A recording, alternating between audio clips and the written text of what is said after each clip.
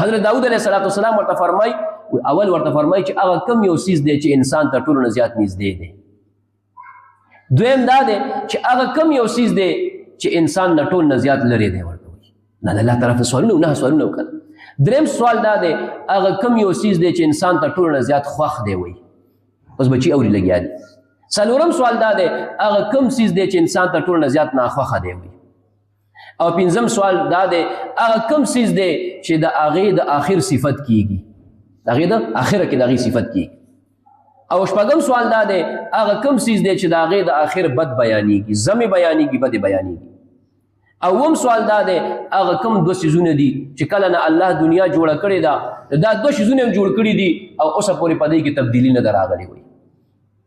او اتم سوال دا دی چې هغه کم دوه څیزونه دي چې د هغې خپلو کې رنګ جدا دی او رنگ کلم بدلیږي نه، همیشه به دقه رنګ وي. او نهم او اخري سوال دا دی چې هغه کم دوه څیزونه دي چې هغه خپلو کې مخالف دي، ضدین دي، یو ځای کې. داود علیه السلام چې کله بوډا شو که نه بوډا نو د ده یو کم سل زامنو، نو نان مې بچي وو. نو الله تعالی نه سوال وکړو چې یا الله زه خو بادشاه یم د دې خپل علاقې او زما چې دی نو یو کم سل بچي دي، نو زه به په دې تخت باندې څوک کښېنوم؟ کم داسې بچی ما ته وښیه یا الله چې هغه د دې حقدار وي چې زما په ځای کښېني او دا دین او اسلام دی دنیا کې خور کړي څنګه چې ما خور کړو. الله تعالی ورته وفرمیل چې ته به خپل ټول بچي راغونډ کړې او زه تعالی یو 9 سواله در کومه. الله ورته فرمایي 9 سواله، دا 9 سواله به د خپلو بچو نه کې چې کم بچي درله صحیح جواب در کړو هغه به ستا د تخت حقدار وي. الله تعالی سوالونه راولېږل. داود علیه السلام خپل ټول بچي یو کم سل بچي راغونډ کړل، هغې ته ویل چې بچیانو تاسو ټول زما بچي یئ او زه بوډا شوی یم، مرګ ته نږدې یم او زما نه پس به څوک په دې تخت باندې کښېني. نو ستاسو ټولو دا خواهش دی چې مونږ کښېنو د پلار په ځای. پلار خو بختور ځای دی، د پیغمبرۍ ځای دی، هر سړی دا غواړي چې مونږ په دې باندې کښېنو.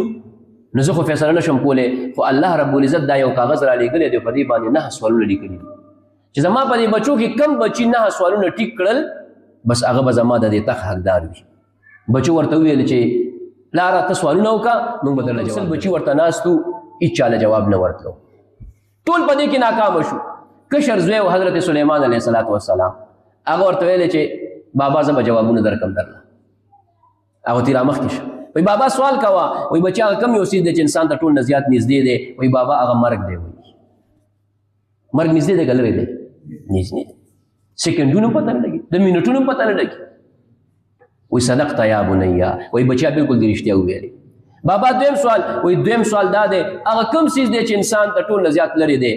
وی بابا هغه د انسان خپل نږدې رشته دار دی چې مړ شي او ته یې خښ کې ورته وایي. چې یو سړی مړ شي ستا خپل زوی دی څه کوم مړ شي او ته یې خښ کې دا تا نه لرې دی که نږدې دی؟ لاړو ختم شو. کور کې خښ کا لیکن تا نه ډېر لرې شو. او چې ژوندی دی او په هغه دنیا هغه ګوټ کې ناست دی هغه تا ته نږدې دی.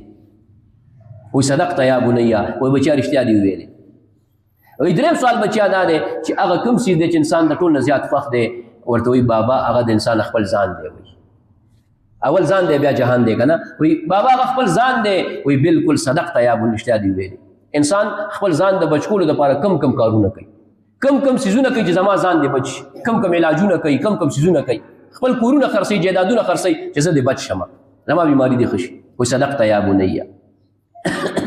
وی بابا وی څلورم سوال دا دی. وی بچیا هغه کوم څیز دی چې انسان ته ټول نه زیات مبغوض او بدی شي؟ وی بابا دا هغه بدن دی چې د هغې نه روح جدا شي، هغه بدن چې د هغې نه روح ووتو. اوس دا بدن انسان ته خوښ نه دی. خوښ دی که خوښ نه دی؟ نه، نه ایساروي. 2-3 ورځو نه زیات څوک نه ایساروي. یو ورځ زیات زوري، 10 ګنټې 15 ګنټې بس خښوئ. بیا د هغې د کپړو نه هم کرکه کوي، بیا د هغې کټ کې ماشومان نه پرېږدي، وایي په دې کې یېرېږي. بیا د هغې کمرې ته هم چې ځینو یېرېږي، بیا د هغې چپړې په خپو کې نه اچوي. او وایي صدقت یا بنیا. وایي بچیا دا خو دې رښتیا وویلې. بیا ورته وایي بچیا هغه کم یو څیز دی چې د هغې د آخر صفت کېږي؟ سلیمان علیه السلام ورته وایي د غصې په وخت کې بدل نه اغوستل، د غصې په وخت کې انتقام او بدل نه اغوستل. همیشه به ته وایې شکر دی چې هغه وخت مې بدل نه دی اغوستی، شکر دی چې صبر مې کړی دی. همیشه به ته په دې باندې خوشحاله ځکه چې تا هغه وخت انتقام وانه غوستو، د دې د اخر څه کېږي؟ صفت کېږي. وایي صدقت یا بنیا. بچیا رښتیا دی ویلې. او شپږم سوال دا دی چې هغه کوم څیز دی چې د هغې د اخر بد بیانېږي؟ وایي د غصې په وخت کې بدل اغوستل. وروسته به هر ټایم ښه پیمانه چې لږ مې صبر کړی وي خو ډېر ښه به وی یاره ټول عمر دشمني ده ټول عمر لانجه کونجه ده ټول عمر ملامتیا ده بیا وی صدقت یا بنیه بچیا رښتیا دي ویلي وم سوال دا دی وی هغه کم دوه څیزونه دي چې کله نه الله دنیا جوړه کړې ده او دی پیدا کړي دي او په دې کې تبدیلي نه ده راغلې وی بابا ځمکه او اسمان دي ځمکه او اسمان عمق خپل حالت کې دي وی صدقت یا بنیه وی بچیا اتم سوال دا دی هغه کم دوه څیزونه دي چې هغه یې خپلو کې رنګ جدا دی یو ځای کېږي نه وی بابا ورځ او شپه ورځ او شپه د دې رنګ بدلېدی شي خپلو کې یو ځای کېدی شي نه شي کېدی وی صدقت یا بنیه بچیا رښتیا دي ویلي وی بچیا آخري سوال دا دی هغه کم څیز دی چې په خپلو کې یو بل سره ضد او مخالف دي او دوی بابا هغه ژوند او مرګ دی ژوند او مرګ دا خپلو کې کله نشي یو ځای کېدی چې کوم ځای کې ژوند وي هلته به مرګ وي نه وي او چې کوم ځای کې مرګ وي هلته به ژوند وي نه وی صدقت یا بنیه وی تا د 9 واړو سوالونو جواب ورکړو نو بیا د وفات نه پس هغه الله تعالی ول پیغمبري ورکړه ولا او بیا ته هم هغې ته حواله کړی شو